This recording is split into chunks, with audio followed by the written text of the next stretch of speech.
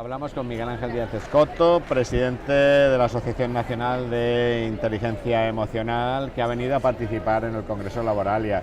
Miguel Ángel, bienvenido. Muchas gracias. Preséntanos la Asociación Nacional de Inteligencia Emocional. Mira, pues la Asociación Nacional, o ASNIE como le llamamos nosotros, bueno, es una asociación sin ánimo de lucro que hemos creado con el fin último de promover y divulgar el uso de la inteligencia emocional en cualquier área de la sociedad, ¿no?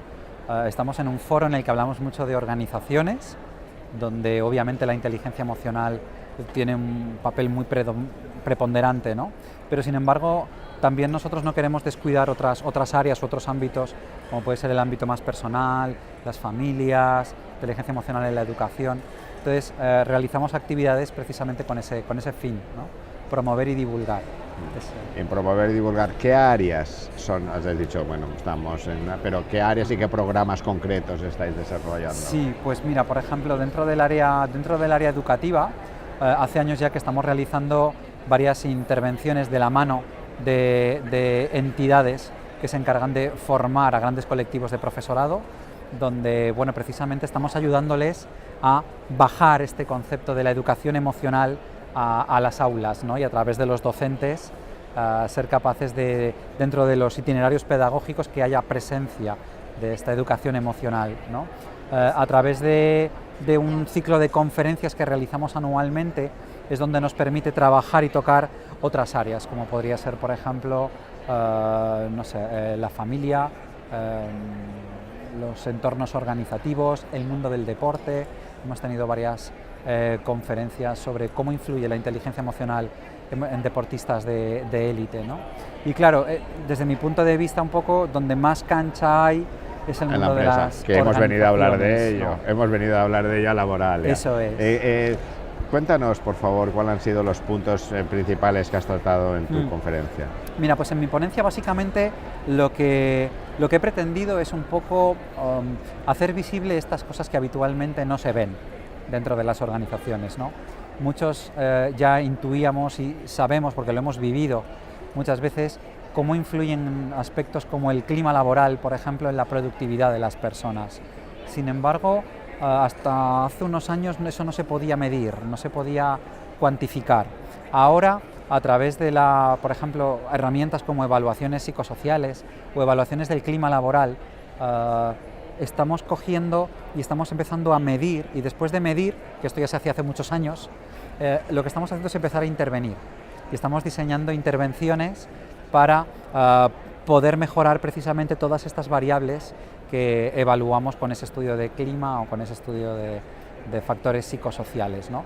Y básicamente un poco toda mi ponencia ha ido sobre eso, ¿no? Cómo intervenimos, sobre qué colectivos diana, he ido tratando cada uno de ellos y bueno, qué es lo que estamos haciendo precisamente para... ¿Cómo lo perciben las organizaciones empresariales? ¿Cómo lo percibe el empresario, el directivo? Mira, pues es algo curioso, porque hasta hace unos años, te hablo de 4 o 5 años, esto era un acto de fe.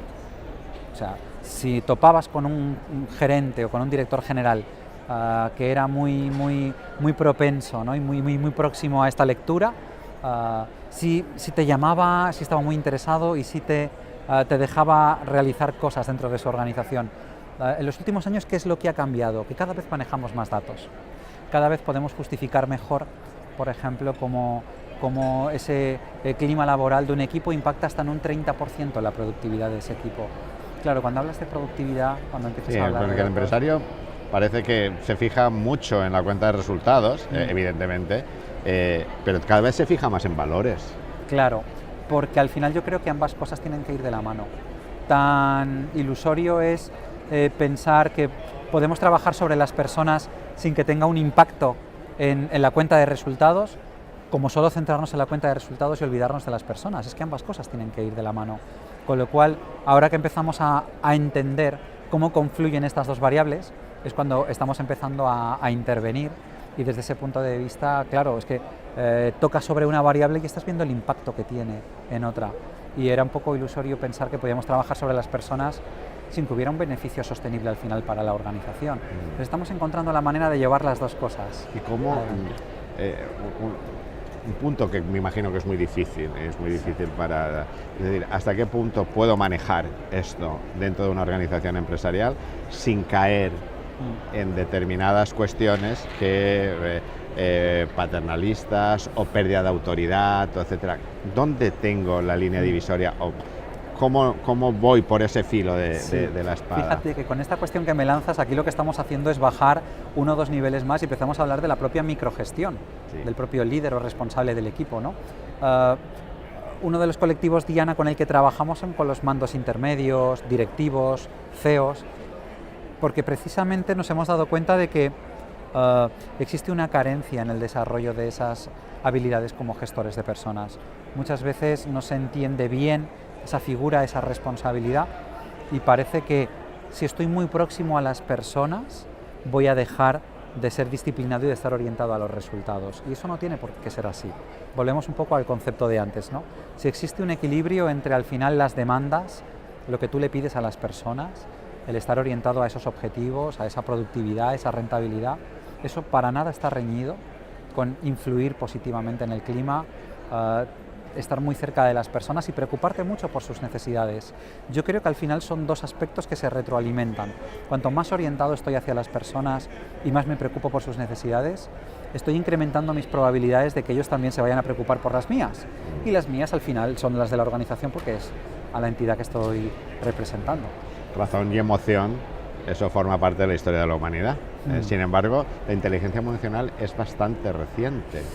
¿Por qué hemos tardado tanto en darle cancha a las emociones? Bueno, bastante reciente, claro. Al final estamos hablando de que el concepto se creó aproximadamente hace unos 25 años, ¿no? Esto comparado con toda la...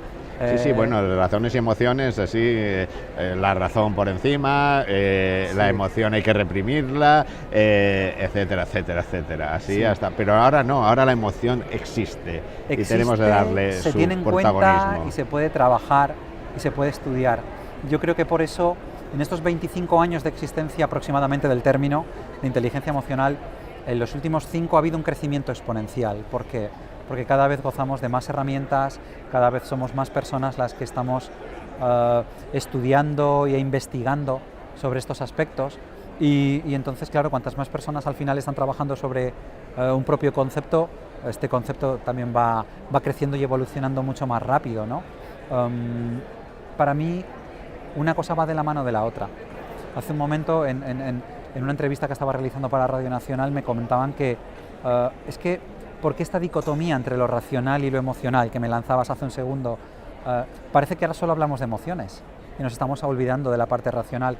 Y yo le decía que nada más lejos de la realidad, lo que buscamos un poco es recuperar el terreno perdido, porque tiene que haber un equilibrio.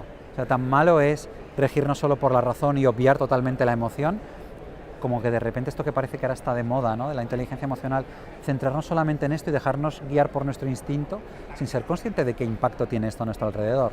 Con lo cual, para mí tiene que ser una cuestión de equilibrio, porque hay una frase que yo digo mucho, y es que digo que cuando la emoción está muy alta, la inteligencia está baja, y al revés, ¿no? Entonces, siempre es una cuestión de... En definitiva, estamos en el mismo punto del carro de Platón, con los 2 caballitos. Así es, al final siempre es una cuestión de equilibrio. Lo que pasa es que durante muchos años, yo creo que porque no se entendía y no se podía explicar bien determinadas cosas y no podíamos analizar cuál era el impacto de A sobre B, nos hemos centrado en un enfoque demasiado racionalista.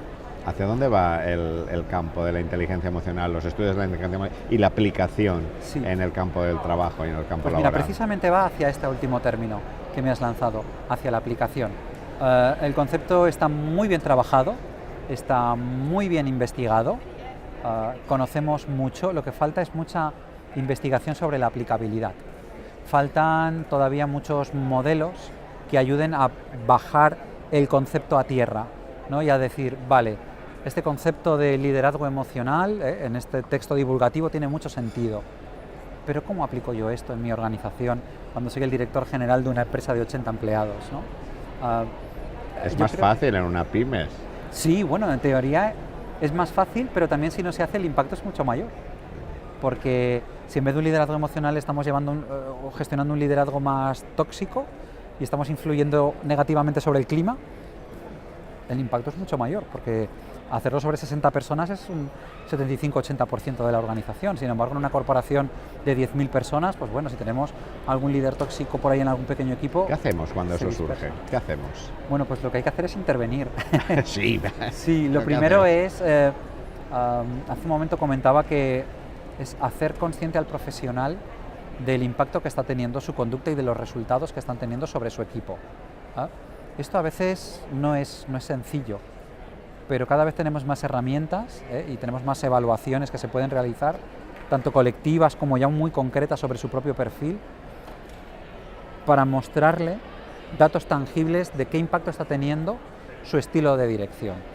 A partir de ahí nos vamos a poner un poco en manos de su voluntad y de su humildad para reconocer esos datos como propios, y nos estamos dando cuenta de que en muchos casos, todavía no los suficientes, pero en muchos casos quizás un 30-35% levantan la mano y piden ayuda. ¿Qué podemos hacer ahora? ¿Cómo me podéis ayudar a que esto cambie, ¿no?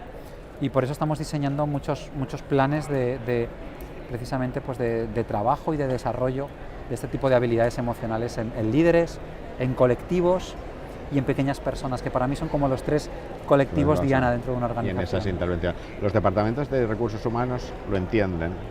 Bueno, son muchas veces nuestros nuestro aliados. Principal partner, ¿no? Y nuestro principal aliado, porque también son los que más sensibles están hacia esta tendencia que hay, ¿no? de analizar estos aspectos.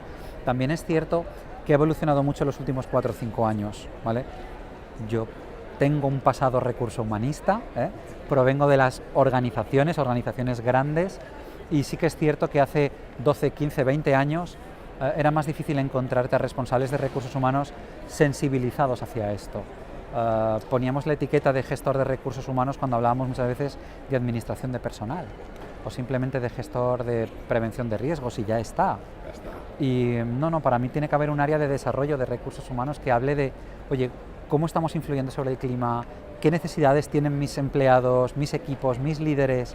¿Y cómo podemos al final hacer esto para generar organizaciones mucho más saludables, ¿no? Afortunadamente, ahora con este concepto, cada vez más son las empresas que están analizando y contemplando, oye, los beneficios que tiene para la organización. Más rentables, no solamente económicamente, sino en valores.